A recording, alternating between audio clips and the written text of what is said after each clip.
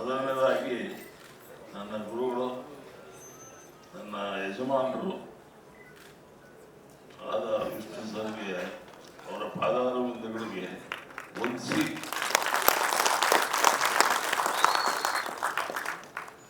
ಅವ್ರ ಸುದ್ದಿ ಎತ್ತಿದ್ರೆ ನನಗೆ ಕಣ್ಣ ನೀರು ಬಂದ್ಬಿಡುತ್ತೆ, ಗೊತ್ತೇ ಇರಲ್ಲ ಹೆಂಗೆ ಹೋಗ್ತಿರುತ್ತೆ ಅಂತ ನೀರು.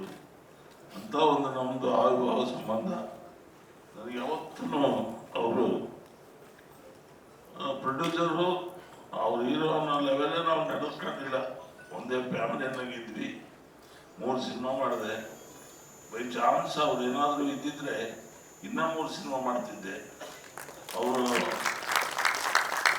ಯಾವತ್ತು ನಾನು ಒಂದ್ಸಲ ಮನೆಗೆ ಹೋಗದೇ ಇದ್ರೆ ಯಾಕೆ ಬಂದಿಲ್ಲ, ಯಾಕೆ ಸಿನಿಮಾ ಮಾಡ್ತಿಲ್ಲ, ಬಾ ಮನೆಗೆ ಅಂತ ಕರೆಯೋರು. ಒಂದ್ಸಲ ಲಾಸ್ಟು ಹೋದೆ, ಇಲ್ಲ ಸರ್ ಒಂದು ಸ್ವಲ್ಪ ದುಡ್ಡಿನ ತೊಂದರೆ ಇದೆ, ಅದಕ್ಕೆ ಮಾಡ್ತಿಲ್ಲ. ಯಾರು ದುಡ್ಡು ಕೇಳಿದ್ರೆ ನಿನಗೆ ಸ್ಟಾರ್ಟ್ ಮಾಡಿ ಸಿನಿಮಾ ಅಂತ ಯಜಮಾನ ಮಾಡಿದ್ದು ಸ್ಟಾರ್ಟು ದುಡ್ಡಿಲ್ದಲೇ. ಆಮೇಲೆ ಯಜಮಾನ ಡಬ್ಬಿಂಗ್ ಟೈಮಲ್ಲಿ ಅವ್ರಿಗೊಂದು 5 ಲಕ್ಷ ರೂಪಾಯಿ ಡಬ್ಬಿಂಗ್ ಟೈಮಲ್ಲಿ ದುಡ್ಡು ಕೊಡ್ಬೇಕಾಗಿತ್ತು. ನಾನು ಶನಿವಾರ ಅವತ್ತು ಹೇಳ್ಬಿಟ್ಟೆ, ಡಬ್ಬಿಂಗ್ 5 ಲಕ್ಷ ಕೊಡ್ತೀನಿ ಸರ್, ಬಂದ್ಬಿಡಿ ಅಂತ. ನಾಗೇಶ್ ಕುಮಾರ್ ಅವರು ನಮಗೆ ಇವರು ನಮ್ಮ ವೆಂಕಟೇಶ್ವರ ಸ್ವಾಮಿ ಇದ್ದಂಗೆ, ಅವರೇ ಫೈನಾನ್ಸ್. ಇವ್ರು ಶನಿವಾರ ಕೊಡ್ತೀನಿ ಅಂದರು. ಶನಿವಾರ ಹೋದೆ, ಯಾವುದು ದುಡ್ಡು ಬಂದಿಲ್ರಿ, ಆಗಲ್ಲ ಅಂತ ಹೇಳ್ಬಿಟ್ರು. ನಾನು ಡಬ್ಬಿಂಗ್ ಕಳಿಸ್ಬಿಟ್ಟಿದ್ದೀನಿ, ಕೊಡ್ತೀನಿ ಅಂತ. ಅಲ್ಲಿ ಡಬ್ಬಿಂಗ್ ಮಾಡ್ತಾರೆ ವಿಷ್ಣು ಸರ್, ಅವ್ರಿಗೆ 5 ಗಂಟೆಗೆ ಕೊಡಬೇಕು ದುಡ್ಡು. ನಾಗೇಶ್ ಕುಮಾರ್ ಸೋಮವಾರ ಕೊಡ್ತೀನಿ ರೀ, ಸೋಮವಾರ ಇಸ್ಕೊಂಡು ಹೋಗ್ರಿ ಅಂದ್ಬಿಟ್ಟು. ಹೆಂಗಪ್ಪ ವಾಪಸ್ ಹೋಗೋದು ಅಲ್ಲಿಗೆ ಸ್ಟುಡಿಯೋ ಹತ್ರ ಅಂತ ನಾನು ನಮ್ಮ ದೇವರಿಗೆ ಅಸೋಸಿಯೇಟ್ ಡೈರೆಕ್ಟ್ರಿಗೆ ಹೇಳಿದೆ, ಇಲ್ಲ ಒಂದು 2 ರೀಲ್ ಪೆಂಡಿಂಗ್ ಮಾಡಿಬಿಟ್ಟು ಡಬ್ಬಿಂಗ್ ಮಾಡೋಕ್ಕೆ ಹೇಳು, ಸೋಮವಾರ ನಾನು 5 ಲಕ್ಷ ಕೊಟ್ಮೇಲೆ ಡಬ್ಬಿಂಗ್ ಮಾಡಲಿ ಅಂತ.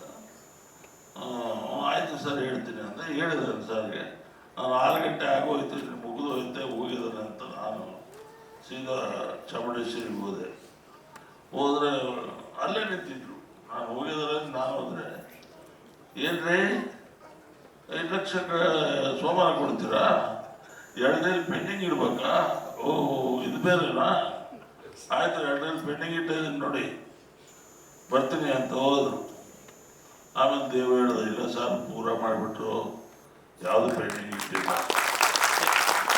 ಇದೇ ಫಸ್ಟ್ ಟೈಮು ಪ್ರೊಡ್ಯೂಸರ್ಗೆ ಆ ರೀತಿ ಮಾಡೋದು ಅವ್ರು ಫಸ್ಟ್ ಟೈಮ್ ಅಂತ ನನಗೆ ಯಾರ ಬೇರೆಲ್ಲ ಹೇಳಿದ್ದು. ಅಂಥ ಒಂದು ಮನೋಭಾವ ನಮ್ಮ ಮೇಲೆ ಅಭಿಮಾನ ಭಾಳ ಇತ್ತು ಅಂತ. ವಿಷ್ಣು ಸರ್ ಇದ್ದಿದ್ರೆ ಇನ್ನೂ ದೊಡ್ಡ ಮನುಷ್ಯ ಅಂತ ಒಂದು ಸಿನಿಮಾ ಮಾಡ್ತಿದ್ದೆ. ಇನ್ನೂ ಸಿನಿಮಾ ನಾನು ಈ ಲೆವೆಲ್ಗೆ ಇರ್ತಿರ್ಲಿಲ್ಲ, ಇನ್ನೂ ತುಂಬ ಚೆನ್ನಾಗಿರ್ತಿದ್ದೆ.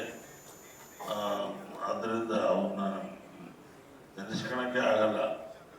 ವೇದಿಕೆ ಮೇಲಿರುವ ಎಲ್ಲ ಗಣ್ಯರಿಗೆ, ನನ್ನ ಸ್ನೇಹಿತರಿಗೆ ಎಲ್ಲ ವಂದಿಸಿ, ನಮ್ಮ ಮುನ್ಸ್ವಾಮಿ ಭಾಳ ದೊಡ್ಡ ಮನುಷ್ಯ, ಅವ್ರ ಬಗ್ಗೆ 2 ಮಾತು ಹೇಳಬೇಕು. ಅವ್ರು ನನಗೆ ಸಿನಿಮಾ ತಾಣಕ್ಕೆ ಬಂದಿದ್ದ ದಿವಸದಿಂದ ಇವತ್ತವರೆಗೂ ಅದೇ ವಿಶ್ವಾಸ, ಅದೇ ಪ್ರೀತಿಗಳಿದ್ದಾರೆ. ಯಾವುದಕ್ಕೂ ಅವರು ಯೋಚನೆ ಮಾಡಲ್ಲ. ಆ ಥರ ಒಂದು ವ್ಯಕ್ತಿ. ಅವ್ರಿಗೂ ಸ್ವಲ್ಪ ಎಡರು ಬಂದಿದೆ ರಿಲೀಸ್ ಟೈಮಲ್ಲಿ. ನಮ್ಮ ಶಿವಪ್ರಕಾಶ್ ವಕೀಲರು ಸಾಲ್ವ್ ಮಾಡಿಕೊಟ್ಟಿದ್ದಾರೆ, ಅದರಿಂದ ಏನು ತೊಂದರೆ ಆಗಲ್ಲ ಅಂತ ಅನಿಸ್ಕೊಂಡು ನಾವು ರಿಲೀಸ್ ಮಾಡೋಕ್ಕೆ ಪ್ಲಾನ್ ಮಾಡ್ತಿದ್ದೀವಿ. ಅವರಿಗೆ ನಮಗೆಲ್ಲರಿಗಿಂತ ಮುಖ್ಯವಾಗಿ ಅವರಿಗೆ ದೇವರು ಒಳ್ಳೇದು ಮಾಡಲಿ. ಅವರು ಭಾಳ ದುಡ್ಡು ಖರ್ಚು ಮಾಡಿದ್ದಾರೆ. ನಮ್ಮ ಸಿನಿಮಾ ಇರ್ಬೋದು, ನಾವು ಕೊಟ್ಟಿರ್ಬೋದು, ಬಟ್ ಅವ್ರು ಅಷ್ಟು ನಂಬಿ ಖರ್ಚು ಮಾಡಿದಾರಲ್ಲ, ದೊಡ್ಡ ಮಾತು. ಅವ್ರಿಗೆ ಒಳ್ಳೇದಾಗಲಿ. ದೇವರು ಅವ್ರಿಗೆ ಇನ್ನೂ ಬೇಕಾದ್ರೆ ನನ್ನ ಹುಚ್ಚನ್ನು ಅವರಿಗೆ ಕೊಟ್ಟಿದ್ದೀನಿ. ಹುಚ್ಚನ್ನು ಅವರೇ ರಿಲೀಸ್ ಮಾಡ್ತಾರೆ, ಸುದೀಪ್ದವ್ರದ್ದು. ಅದು ಚೆನ್ನಾಗಿ ಹೋಗುತ್ತೆ ಅಂತ ಅವ್ರ ನಂಬಿಕೆ ಇದೆ. ಇದನ್ನು ದಯಮಾಡಿ ನಾನೆಲ್ಲ ಹೀರೋಗಳ ಅಭಿಮಾನಿಗಳಿಗೆ ಕೈ ಮುಗಿದು ಕೇಳ್ಕೊಳ್ತೀನಿ. ನಿಮ್ಮೆಲ್ಲ ಅಭಿಮಾನಿಗಳಿಗೆ ಹೇಳಿ, ವಿಷ್ಣು ಸರ್ ಬಗ್ಗೆ ಸ್ವಲ್ಪ ಗೌರವ ಮಾಡಿ, ನಿಮ್ಮೆಲ್ಲ ಅಭಿಮಾನಿಗಳು ಬಂದು ಸಿನಿಮಾ ನೋಡಿ ಅಂತೇಳಿ. ಅವಾಗ ಒಂದು ದೊಡ್ಡ ಹಿಟ್ ಆಗುತ್ತೆ.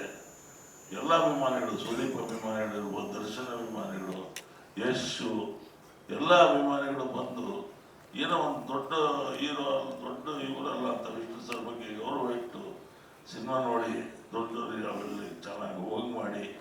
ನಿಮ್ಮೆಲ್ಲರ ಆಶೀರ್ವಾದ ಇರಲಿ. ದಯಮಾಡಿ ಈ ಕನ್ನಡ ಚಿತ್ರರಂಗದಲ್ಲಿ ಈ ನಮ್ಮ ರಮೇಶ್ ಭಟ್ ಸರ್ ಹೇಳಿದಂಗೆ ಭಾಳ ಅಧ್ವಾನ ಆಗೋಗಿದೆ. ಅದ್ರ ಬಗ್ಗೆ ಹೇಳಿದ್ರೆ ನಮ್ಗೆ ಗಂಟೆ ಆಗುತ್ತೆ.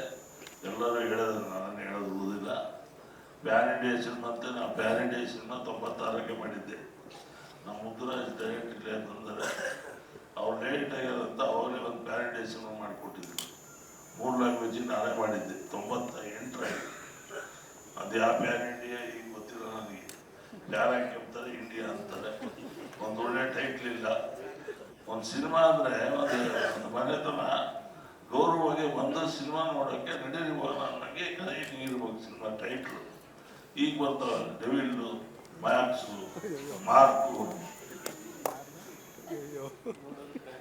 ಟೈಟಲ್ ಹೇಳ್ತಿರೋದು ನಮ್ಮ ಹೀರೋಗಳಲ್ಲ. ಮ್ಯಾಕ್ಸು, ಎಲ್ಲ ಟೈಟ್ಲು. ಈ ಥರ ಟೈಟ್ಲಿಗೆ ನಾವು ಸಿನಿಮಾಗೆ ಹೋಗ್ತೀವಿ ಅಂದರೆ ಮನೆಗೆ ಯಾವುದೋ ಒಂದು ಯಜಮಾನ ಒಂದು ತುಂಬಿದ ಮನೆಗೆ ಹೋಗ್ತೀವಿ ಅಂದರೆ ಸಂಸಾರ ಬನ್ನಿ ಅಂತ ಮನೆಗೆ ಕಳಿಸ್ತಾರೆ. ಮ್ಯಾಕ್ಸ್ ಹೋಗ್ತೀನಿ ನಾನು, ಡೆವಿಲ್ಗೆ ಹೋಗ್ತೀನಿ, ಗಂಡ ಹೆಂಡತಿ ಮಾಡೋದು ಕಳಿಸ್ತಾರೆ. ಸುಮ್ಮನೆ ವಿಷಯ ನಿಜ ಕರೆಕ್ಟ್ ಇಲ್ಲ.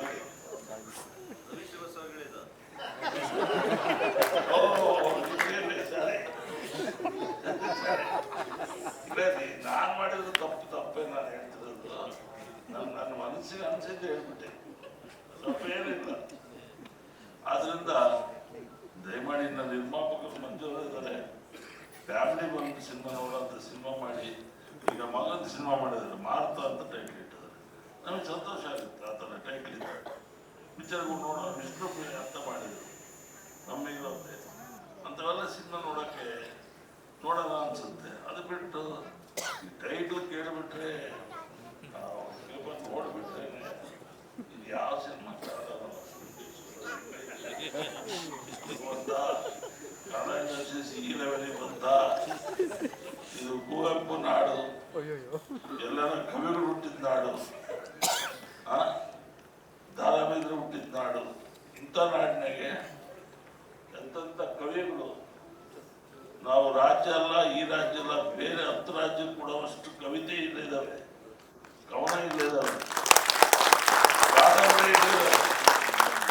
ಕರ್ನಾಟಕದ ಕಾದಂಬರಿಗಳನ್ನ 100 ರಾಜ್ಯಕ್ಕೆ ಕೊಡ್ಬೋದು, ಅಷ್ಟು ಕಾದಂಬರಿ ಇದೆ. ಅದು ಬಿಟ್ಟು ಕಾದಂಬರಿ ಇಟ್ಕೊಂಡು ನೋಡಿ ಸಿನಿಮಾ ಮಾಡಿ ಯಾಕೆ ನೋಡೋಲ್ಲ? ನೋಡ್ತಾರೆ. ನೀವು ಜನನ ಆದಿ ತಪ್ಪಿಸ್ತಿದ್ದೀರಾ ಈ ಥರ ಸಿನಿಮಾ ಮಾಡಿ.